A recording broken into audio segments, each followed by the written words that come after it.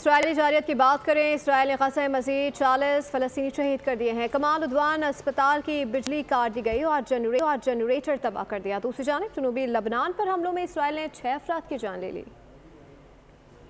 गजा में इसराइल के मजालिम जारी हैं। इसराइली फोर्सेस ने 24 घंटों में गजा पर हमलों में कम से कम 40 अफराद शहीद किए हैं, जिनमें गजा के वस्ती इलाके के नसीरात पनाह गजीन कैंप के 26 अफराद शामिल हैं। इजरायली फोर्सेस ने कमाल अदवान अस्पताल की बिजली काट दी है, जो शुमाली गजा में चंद बाकी रह जाने वाले तिब्बी मराकज में से एक है। इजरायली गोलाबारी की वजह से अस्पताल का जनरेटर भी जलकर नाकारा हो गया। अस्पताल पर ताज़ा हमले में 4 अफराद जख्मी हुए, जिनमें 3 बच्चे शामिल हैं। गजा की वजारत सेहत के मुताबिक एक एम्बुलेंस को भी निशाना बनाया गया है। दूसरी जानिब जनूबी लबनान पर 2 हमलों में इसराइल ने मजीद 6 अफराद को शहीद कर दिया है। इसराइल की गजा पर जारियत से अब तक कम 66,444 फलस्तीनी शहीद हो चुके हैं।